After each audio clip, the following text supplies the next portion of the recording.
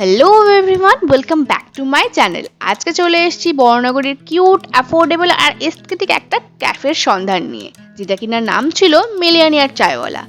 এসেই এদের সুন্দর ডেকোরেশন দেখে আমি তো খুব ইমপ্রেস হয়ে গেছি। প্রত্যেকটা জিনিস একদম এস্থেটিক আর ছোট ছোট মিনি ইনডোর প্লান্টস দিয়ে ডেকোরেট করা হয়েছে, দারুণ সুন্দর ছিল। এইসব দেখতে দেখতে আমার হাতে চলে এলো মেনু কার্ডটা দেখে আমি আরও অবাক হয়ে গেলাম। প্রত্যেকটা জিনিস অ্যাফোর্ডেবল, পকেট ফ্রেন্ডলি, আর কি না ছিল না বলো। চা, coffee, cold drink, mojito, shake, pizza, burger, sandwich, আরও কত নাকি।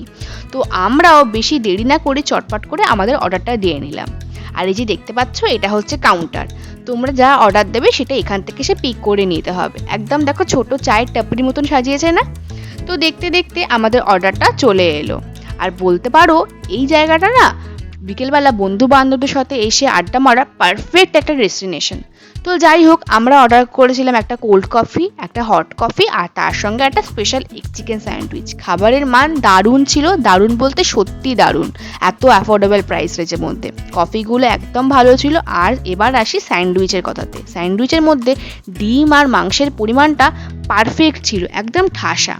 আর সন্ধে হওয়ার পরে এখানে অ্যাম্বিয়েন্সটা পুরো চেঞ্জ হয়ে যায়। আর প্রত্যেক মাসে এদের এখানে একটা করে এক্সট্রা স্পেশাল মেনু করা হয়। এবারে ছিল ভাপা চিকেন, আমরা পরের বার এসে ট্রাই করব।